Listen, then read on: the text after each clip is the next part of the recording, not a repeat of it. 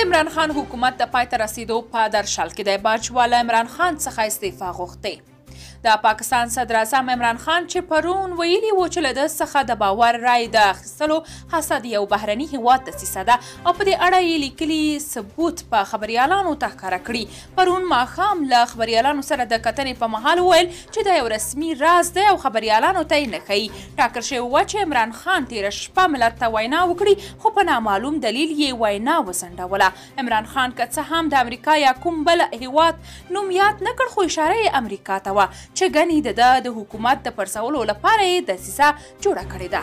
دا په داسې حال کې ده چې د عمران خان سیاسي مخالفان وایي چې په پارلمان کې غوث اکثریت ترلاسه کړی او ژر به عمران خان ته د عدم اعتماد رایه ورکړي. راپورونه وایي چې تېره شپه د پاکستان لوی درستیز د عمران خان سره په کتنه کې له نوموړي وغوښتل چې استعفا ورکړي خو د پاکستان د اطلاعاتو وزیر فواد چودھري دا خبره رد کړه چې ګنې د پوځ لوی درستیز له عمران خان څخه د استعفا غوښتنه کړې ده. ټاکل شوې ده چې نن پنجشنبه د مارچ 1 د پاکستان پارلمان د عمران خان د سلب اعتماد کولو لپاره غونډه وکړي. پرون د پاکستان د اپوزیسیون ګوندونو او د متحده قومي غورځنګ یا MQM ترمنځ له خبرو وروسته د دغه غورځنګ دوه وزیرانو له کابینې استعفا ورکړه. د دې معنا دا ده چې په پارلمان کې د عمران خان اکثریت نور هم کمزوری شو او له صدر اعظمۍ څخه د لرې کېدو چانس یې یقیني دی.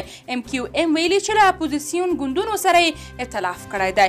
راپورونه وایي چې اوس د پاکستان د ملي جرګې 115 غړي او د اپوزیسیون او 140 د عمران خان ملاتړ کوي. درنو لیدونکو تاسو که د دې موضوع په اړه کوم نظر لرئ کومنټ کې شریک او چینل سبسکرایب کړئ.